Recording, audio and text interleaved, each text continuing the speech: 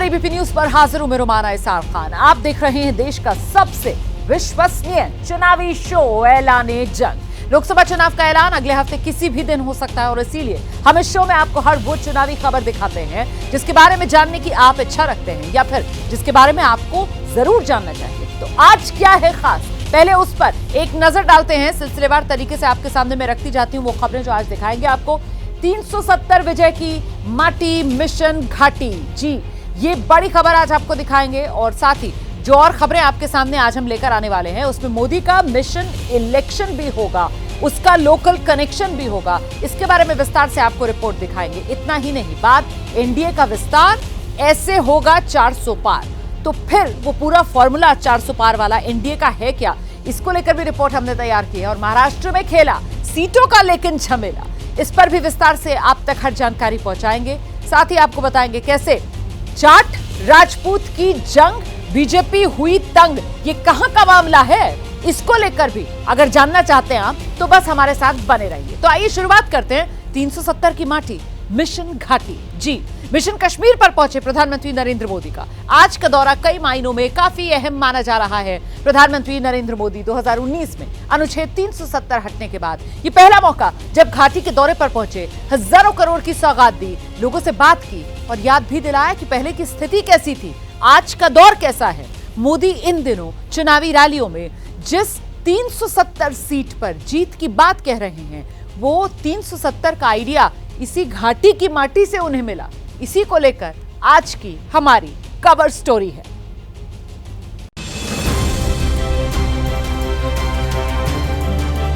हर हर मोदी, हर हर मोदी, हर हर मोदी, हर हर मोदी, हर हर मोदी, हर हर मोदी। पिछले 70 सालों से जो हमने देखा है वो कभी ऐसे दिन ना आए दोबारा। बस हमें यही चाहिए, बार बार मोदी सरकार। पूरे कश्मीर डिवीजन से लोग आए हैं, हर एक डिस्ट्रिक्ट से लोग आए हैं। हर कोई मोदी जी के लिए दुआ गो है, प्रार्थना कर रहा है कि मोदी जी हमेशा रहे। कई साल तक आतंक का दर्द अपने सीने में छिपाया, ये है नया और शांत कश्मीर। 370 हटने के बाद पहली बार प्रधानमंत्री नरेंद्र मोदी ने जब कश्मीर की भूमि पर कदम रखा तो नजारा देखने वाला था। दुनिया की नजर पीएम मोदी के इस दौरे पर थी। दुनिया ने जो देखा वो बदलते कश्मीर का जीता जागता सबूत है। हर गली चौराहे से निकल रही भीड़ की एक ही मंजिल थी और वो था बख्शी स्टेडियम। श्रीनगर का ऐतिहासिक बख्शी स्टेडियम कश्मीरियों से खचाखच भरा था। पीएम मोदी ने कश्मीर पहुंचकर सबसे पहले सोशल मीडिया पर तस्वीरें पोस्ट की। कैप्शन में लिखा, शंकराचार्य हिल्स को दूर से देखने का अवसर मिला। मंच पर मोदी का जोरदार स्वागत हुआ। मोदी ने पूरे मंच पर घूमकर लोगों का अभिवादन किया, हाथ हिलाकर कश्मीरियों को धन्यवाद कहा और आर्टिकल 370 को लेकर विपक्ष पर जोरदार प्रहार किया। जम्मू कश्मीर आज खुल करके सांस ले रहा है। बंदिशों से ये आजादी आर्टिकल 370 हटने के बाद आई है। दशकों तक सियासी फायदे के लिए कांग्रेस और उसके साथियों ने 370 के नाम पर जम्मू कश्मीर के लोगों को गुमराह किया, देश को गुमराह किया। 370 से फायदा जम्मू कश्मीर को था या कुछ राजनीतिक परिवार वही इसका लाभ उठा रहे थे। जम्मू कश्मीर की आवाम ये सच्चाई जान चुकी है कि उनको गुमराह किया गया था। कुछ परिवारों के फायदे के लिए जम्मू कश्मीर को जंजीरों में जकड़ दिया गया था। चुनाव के ऐलान से ठीक पहले मोदी ने मंच से ऐलान किया कि विकसित जम्मू कश्मीर उनकी प्राथमिकता है और उसके सम्मान में कोई कमी नहीं छोड़ने वाले। जम्मू कश्मीर केवल एक क्षेत्र नहीं है, ये जम्मू कश्मीर भारत का मस्तक है और ऊंचा उठा मस्तक ही विकास और सम्मान का प्रतीक होता है। इसलिए विकसित जम्मू कश्मीर विकसित भारत की प्राथमिकता है। एक जमाना था जब गरीब कल्याण की योजनाएं पूरे देश में लागू होती थी, लेकिन जम्मू कश्मीर के मेरे भाई बहन उनका लाभ उनको नहीं मिलता था। और अब देखिए वक्त ने कैसे करवट बदली है। बदलते कश्मीर की चमक मोदी के हौसले को नई उड़ान दे रही है। मोदी ने नए कश्मीर की बात बार बार कहकर कश्मीरियों के दिल में जगह बनाने की कोशिश की। ये वो नया जम्मू कश्मीर है जिसका इंतजार हम सभी को कई दशकों से था। ये वो नया जम्मू कश्मीर है जिसके लिए डॉक्टर श्यामा प्रसाद मुखर्जी ने बलिदान दिया था। इस नए जम्मू कश्मीर की आंखों में भविष्य की चमक है। इस नए जम्मू कश्मीर के इरादों में चुनौतियों को पार करने का हौसला है। आपके इन मुस्कुराते चेहरे देश देख रहा है और आज 140 करोड़ देशवासी सुकून महसूस कर रहे हैं। दरअसल 2024 में पीएम मोदी की अगुवाई में बीजेपी जम्मू कश्मीर में नई उम्मीद देख रही है। जम्मू कश्मीर में लोकसभा की 6 सीटें हैं। 2019 लोकसभा चुनाव में बीजेपी ने 3 सीट जीती। हालांकि जीती सीटें जम्मू संभाग की रहीं। जम्मू में बीजेपी को इस बार भी 3 सीटों पर जीत का भरोसा है, लेकिन कश्मीर का चुनावी इतिहास बीजेपी के खिलाफ रहा है। बीजेपी अपने लिए सियासी जमीन देख रही है। मोदी का ये दौरा इसी मिशन का हिस्सा था और लोगों के जोश को देखकर भगवा पार्टी का जोश भी अब पहले से कहीं ज्यादा हाई है। कि वैसे जम्मू कश्मीर लद्दाख को मिला अगर दिया जाए तो फिर लोकसभा की यहां कुल 6 सीटें हैं, लेकिन इन 6 में से 3 सीटों पर ही बीजेपी 2019 में जीती थी। लोकसभा में क्या रहा था बीजेपी का प्रदर्शन, ये आपको जरा विस्तार से बता देते हैं।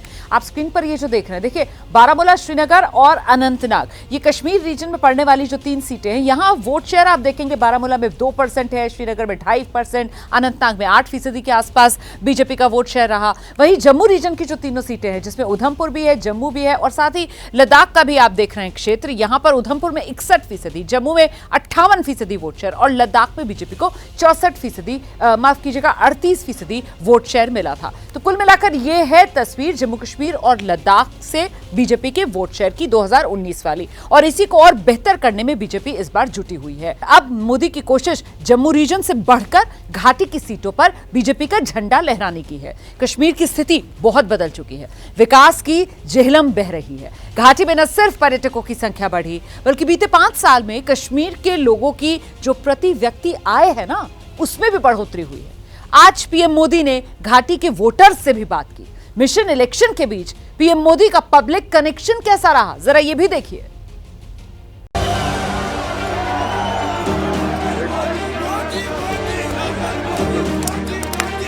मैंने जम्मू कश्मीर को भी हमेशा अपना परिवार माना। परिवार के लोग दिल में रहते हैं। इस नए जम्मू कश्मीर के इरादों में चुनौतियों को पार करने का हौसला है। जम्मू कश्मीर भारत का मस्तक है। विकसित जम्मू कश्मीर विकसित भारत की प्राथमिकता है। लाभार्थियों पर नजर, 24 में कितना असर। श्रीनगर में पीएम मोदी ने विकसित भारत विकसित जम्मू कश्मीर कार्यक्रम के जरिए इसकी झलक भी दिखाई। मैं ये मेहनत आपका दिल जीतने के लिए कर रहा हूं और मैं दिनों दिन देख रहा हूं कि मैं आपका दिल जीतने की दिशा में सही दिशा में जा रहा हूं। आपका दिल मैं जीत पाया हूं और ज्यादा जीतने की कोशिश मेरी जारी रहेगी। और ये मोदी की गारंटी है। मोदी की गारंटी यानी गारंटी पूरा होने की गारंटी। विकसित भारत विकसित जम्मू कश्मीर की प्रदर्शनी में भी पीएम पहुंचे और उनके उत्पादों के बारे में जानकारी। ये पीएम का एक आम कश्मीरी से सीधा संवाद है। इसके बाद मंच से भी मोदी ने लाभार्थियों से बात की। नाजिम जी, जी सर। किस तरफ? हाँ बताइए।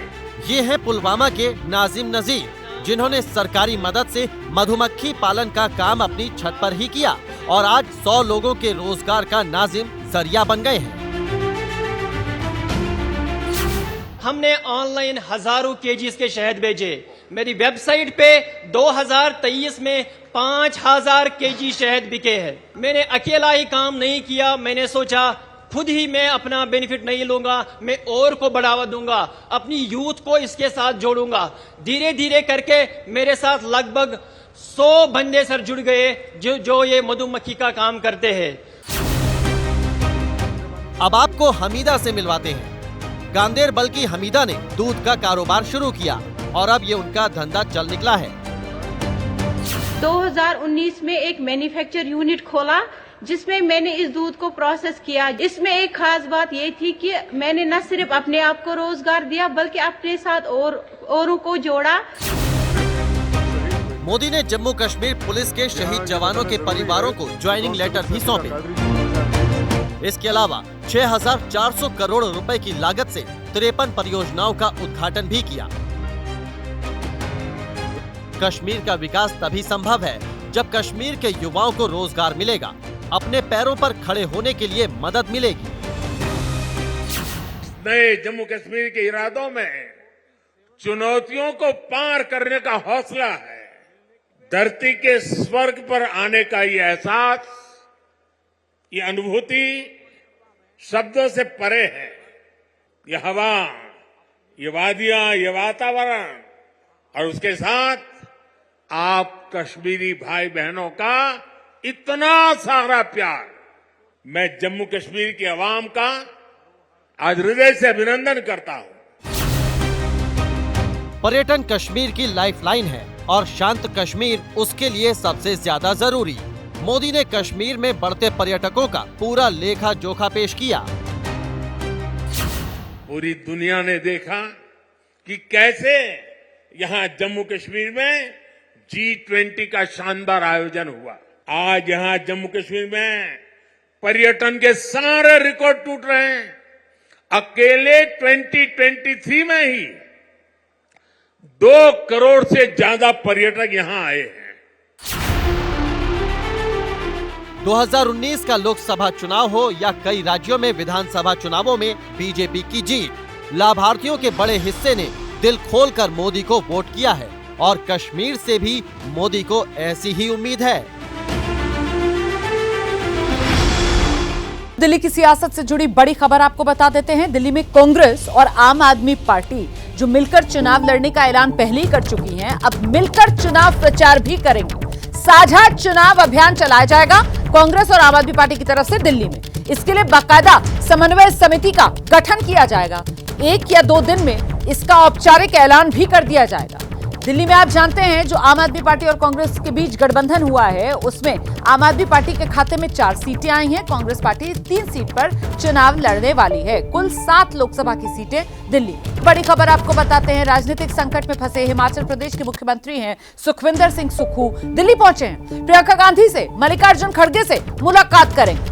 तो हिमाचल सरकार पर से अभी पूरी तरीके से संकट टला नहीं है और इसी सियासी संकट के बीच हिमाचल प्रदेश के मुख्यमंत्री सुखविंदर सिंह सुक्खू दिल्ली पहुंचे हैं। प्रियंका गांधी से, पार्टी अध्यक्ष मल्लिकार्जुन खड़गे से मुलाकात करेंगे। सीधे आपको लेकर चलते हमारे साथ हमारे सहयोगी जैनेंद्र इस वक्त मौजूद हैं। जरा जानते हैं जैनेंद्र से क्या जानकारी मिल रही है। ये जो मुलाकात करेंगे इसका एजेंडा क्या है? देखिए रोमाना, जिस तरीके के सियासी संकट में घिरे हुए हैं सुक्खू और सुक्खू सरकार, वहां पर अभी भी संकट से निकली नहीं है। और ये सब कुछ शुरू हुआ राज्यसभा चुनाव के बाद, जिसमें हार हुई कांग्रेस के कैंडिडेट की। और इसके बाद आपने देखा कि किस तरीके से तब से ही 6 कांग्रेस के जो विधायक हैं वो बागी हो चुके हैं, उनकी सदस्यता भी रद्द हो चुकी है।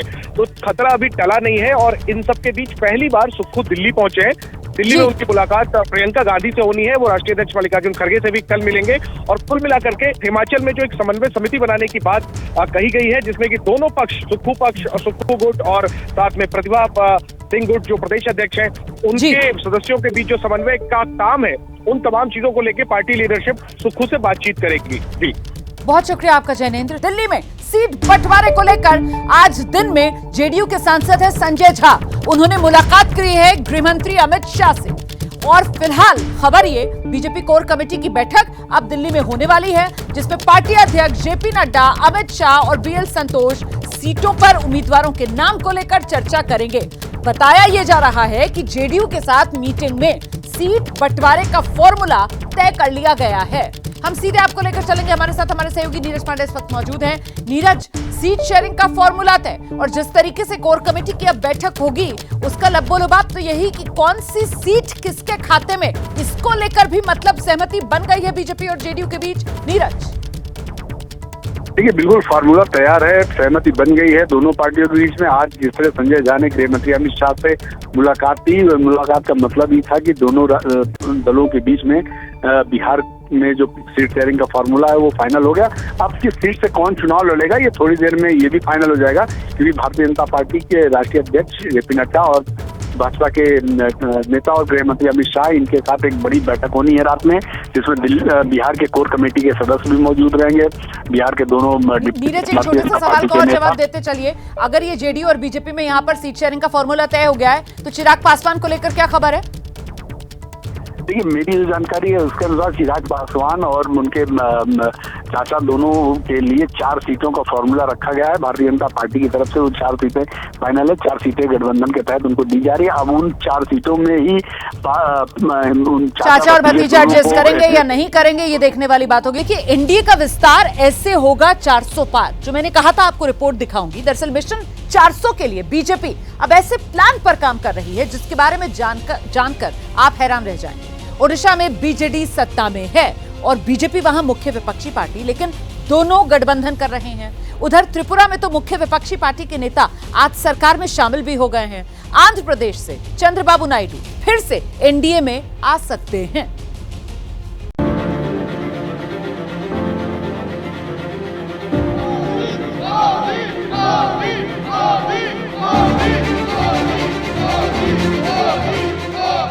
पांच मार्च को पीएम मोदी और ओडिशा के सीएम नवीन पटनायक एक मंच पर थे। दोनों नेताओं ने एक दूसरे की जमकर तारीफ की और उसी दिन ये साफ हो गया कि राज्य की सत्ताधारी पार्टी और मुख्य विपक्षी पार्टी एक साथ आ सकती है।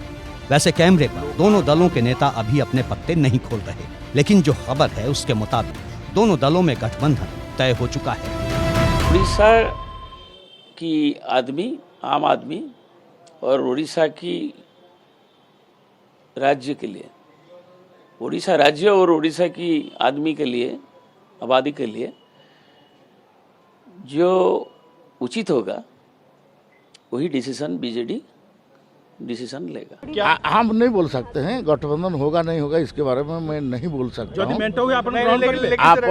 हम नहीं हम उड़िया हिंदी एक ही है। हम नहीं आप गठबंधन के बारे में मैं कुछ नहीं बोल सकता हूँ। सूत्रों की माने तो दोनों दलों में सीटों को लेकर भी अंदर खाने सहमति बन गई है और जल्द ही गठबंधन को लेकर औपचारिक ऐलान हो सकता है। सूत्र बता रहे हैं कि भाजपा के अध्यक्ष जेपी नड्डा और सीएम नवीन पटनायक के बीच पर फोन पर बात हो चुकी है। गठबंधन को लेकर चर्चा भी हो चुकी है। सीएम नवीन पटनायक के आवास पर भाजपा के सांसदों, विधायकों, मंत्रियों की एक बैठक भी बुलाई गई, जिसमें गठबंधन पर विस्तार से चर्चा हुई है। सूत्रों की माने तो लोकसभा चुनाव में बीजेपी 13 से 14 और बीजेडी 7 से 8 सीटों पर लड़ सकती है, जबकि विधानसभा चुनाव में बीजेडी 95 से 100 और बीजेपी 46 से 52 सीटों पर लड़ सकती है। नवीन पटनायक पहले एनडीए का हिस्सा रह चुके हैं और जहां तक विचारधारा का सवाल है तो लोकसभा और राज्यसभा में समय समय पर बीजेपी के लिए संकट मोचक बनती रही है। इसीलिए दोनों दलों के साथ आने में समर्थकों को भी ज्यादा दिक्कत नहीं। अटल बिहारी वाजपेयी के जमाने में ही बीजेपी और बीजेडी का गठबंधन हुआ, जो साल 1998 से लेकर के साल 2009 तक चला। नवीन पटनायक अटल जी की सरकार में मंत्री भी बने। हालांकि 2009 के चुनाव से पहले बीजेडी ने बीजेपी को सांप्रदायिक पार्टी बताते हुए नाता तोड़ लिया और तब से ये दोनों ही अलग अलग लड़ रहे हैं। 2019 के लोकसभा चुनाव में कुल 21 सीटों में से बीजेडी को 12, बीजेपी को 8 और कांग्रेस को महज 1 सीट मिली थी। माना जा रहा है कि बीजेपी राज्य में बड़ी सियासी ताकत बनकर उभर रही है, जो बीजेडी की सत्ता के लिए खतरे की घंटी है। अब डील के तहत बीजेपी लोकसभा में तो बीजेडी विधानसभा में एक दूसरे की मदद से सत्ता में बनी रह सकती है। टीडीपी के प्रमुख चंद्रबाबू नायडू डील को सील करने के लिए दिल्ली में डटे हुए हैं। आंध्र प्रदेश में लोकसभा की 25 सीटें हैं और इन 25 सीटों में टीडीपी, बीजेपी और पवन कल्याण की पार्टी जनसेना मिलकर चुनाव लड़ने वाली है। 25 सीटों का क्या फार्मूला होगा, सीट शेयरिंग का क्या फार्मूला होगा, जल्द ही इसका ऐलान किया जाएगा। 2019 के लोकसभा चुनाव में 22 सीटें जीतने वाली जगन मोहन रेड्डी की पार्टी वाईएसआर कांग्रेस को 50% वोट मिले थे, जबकि 3 सीटें जीतने वाली टीडीपी को 40% वोट, जनसेना को करीब 6% और कांग्रेस और बीजेपी को महज 1% वोट मिले थे। चंद्रबाबू नायडू पहले एनडीए का हिस्सा रह चुके हैं। साल 2019 के चुनाव से पहले चंद्रबाबू नायडू ने एनडीए से नाता तोड़ लिया। विशेष राज्य के दर्जे की मांग को लेकर के 20 साल पुराना ये नाता टूट गया। उसके बाद चुनाव हुए और चुनाव में उनकी करारी हार हुई। मिशन 400 के लिए बीजेपी एनडीए का कुनबा बढ़ाने में जुटी है और इस टारगेट को पूरा करने के लिए दक्षिण भारत में जीत जरूरी है। लिहाजा एक एक ईंट जोड़कर गठबंधन की बड़ी दीवार खड़ी की जा रही है। दक्षिण की बात करें तो कर्नाटक में बीजेपी का जेडीएस से समझौता है। आंध्र में पवन कल्याण की पार्टी जनसेना पहले से ही एनडीए का हिस्सा है। केरल में केरल कामराज कांग्रेस और बीडीजेएस से गठबंधन है। तमिलनाडु में एआईएडीएमके, ओपीएस, तमिल मनीला कांग्रेस, मूपनार और पुथिया तमलिंगम एनडीए का हिस्सा है। पुदुचेरी में ऑल इंडिया एनआर कांग्रेस भी एनडीए में है।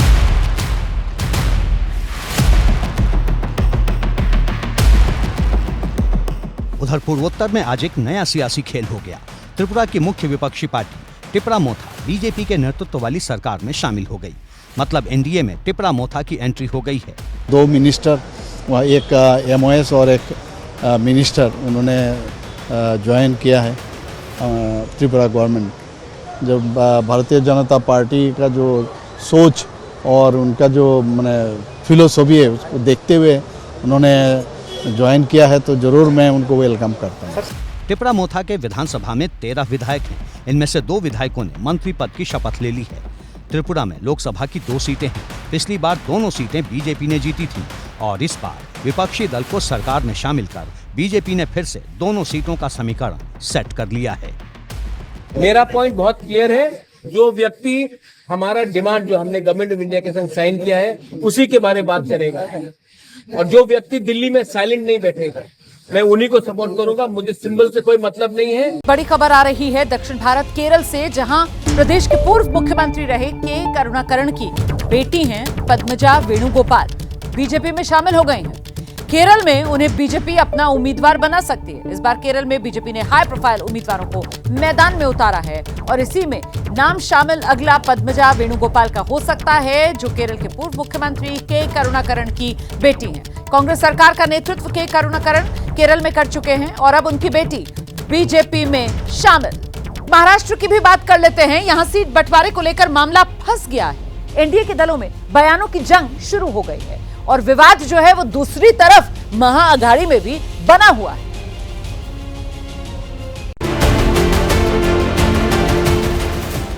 यूपी के बाद सबसे ज्यादा सीटों वाले महाराष्ट्र में किसी की फाइनल डील सील नहीं हो पा रही। 48 सीटों वाले इस बड़े राज्य में सीट बंटवारे की गुत्थी सुलझने का नाम नहीं ले रही है।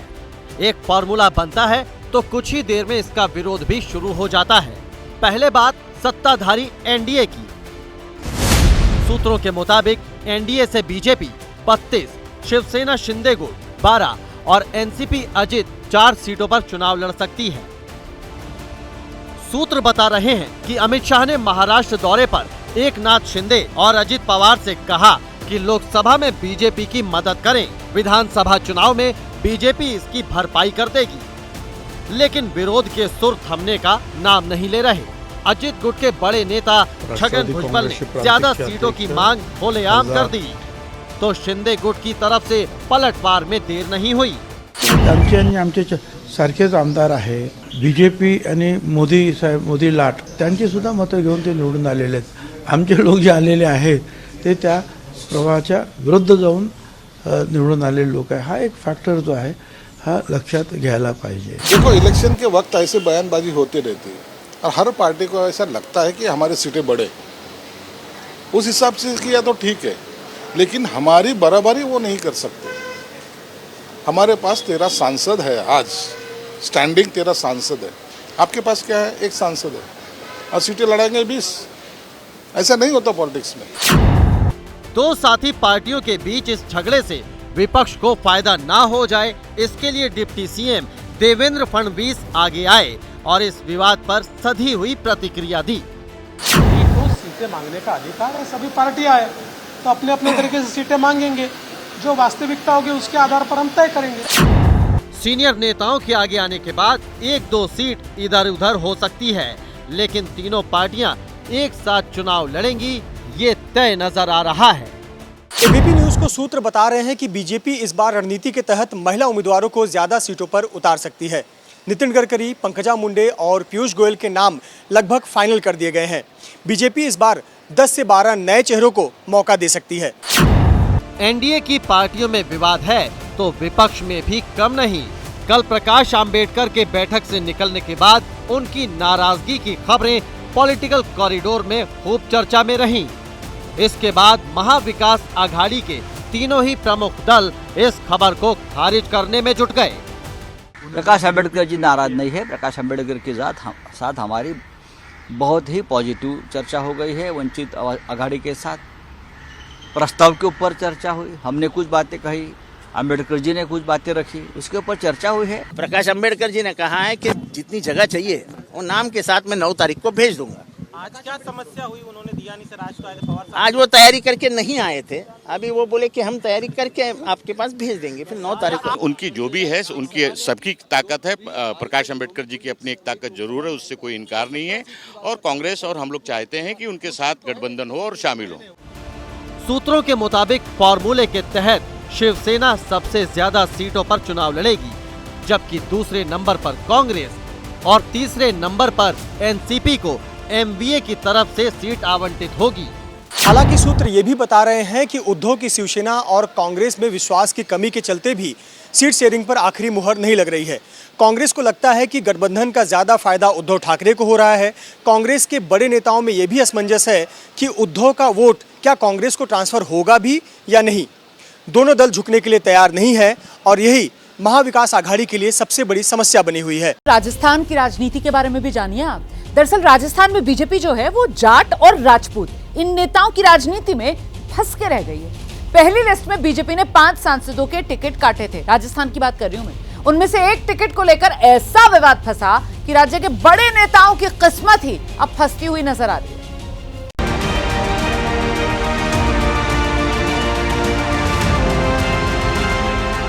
19 नवंबर 2023 को प्रधानमंत्री नरेंद्र मोदी ने राजस्थान के तारानगर में बीजेपी उम्मीदवार राजेंद्र राठौड़ को जिताने के लिए रैली की। घर घर जाना और कहना कि अपने मोदी जी अपने चूरू जिले में आए थे। क्या कहेंगे? अपने मोदी जी आए थे और मोदी जी ने आपको प्रणाम भेजा है। इतना कहेंगे? इतना कहेंगे? मेरा प्रणाम पहुंचाएंगे? पिछले साल राजस्थान चुनाव के वक्त राठौड़ प्रदेश में नेता विपक्ष थे और पार्टी ने इनकी सीट बदल दी थी। नतीजा हुआ कि मोदी के प्रचार और बीजेपी की लहर के बावजूद बीजेपी के बड़े नेताओं में गिने जाने वाले राजेंद्र राठौड़ विधानसभा चुनाव हार गए। राजेंद्र राठौड़ जब चुनाव हारे तो अंदर खाने ये बातें चलने लगी कि पार्टी के नेताओं ने भीतरघात करके राठौड़ को हरवा दिया। और इसका साइड इफेक्ट देखिए, शनिवार को बीजेपी ने राजस्थान के लिए जिन सांसदों के टिकट काटे उनमें से एक चुरू के सांसद राहुल कसवा भी थे।